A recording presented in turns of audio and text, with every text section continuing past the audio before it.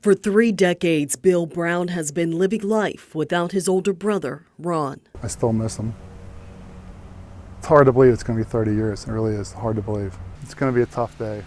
I mean, every September 8th, every September is bad for me. As Bill walks through the Sewickley Cemetery where the main memorial sits for Flight 427 victims, he thinks about the life lessons passed down from his big brother. How do you feel thinking about him and being here right now? A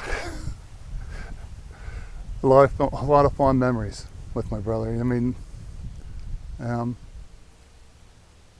he taught me a lot. He was there more for me than my dad was. So I learned a lot from my brother. If you needed a friend, he'd give you the shirt off his back. He'd be there for you. He was always there for me.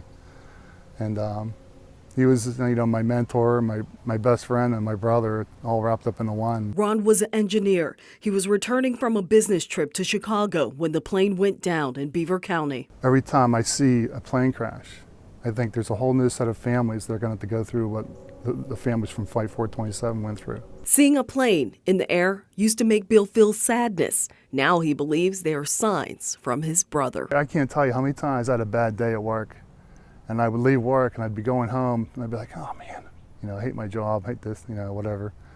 And a plane would fly over. And I'd be like, all right, Ron, I hear you. Thank you. You just made my day, And it happens so many times. Even if I was just having a bad day for any reason. This last picture, taken of Ron during his wedding, also brings Bill joy. On one side, a picture of a song written by a family member who lost someone in the crash. The other side, a picture of a rainbow that appeared not too long after the tragedy. It came right down to the site, and somebody caught the picture of it. It was 1 week to the day at the exact time. It's moments like that in this memorial that puts Bill's heart at ease. So is it comforting to have these memorials? Yeah, Ron, he's right here. That's him. So you knew a lot of these people personally, like Kevin here. Yeah, I knew Kevin well. I mean, Kevin and I lived, in the same community back in the early 90s, and occasionally would carpool together. So taking you outside of your office and here at this memorial, how does it make you feel to look at his name and think of the memories? Bittersweet, right? We're sad he's not here, but I was blessed to be able to know him, and had a positive impact on me, and thankful I had that moment in my life, with Kevin and with the others. Lou Costello was a young banker more than 30 years ago and remembers the crash vividly. That was a devastating day.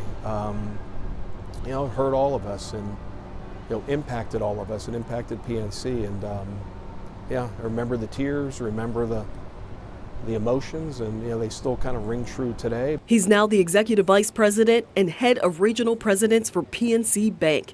He thinks of people like Jocelyn P. Taylor, who taught him there's more to life than the daily grind. Jocelyn ran a Bible study every day here at noon.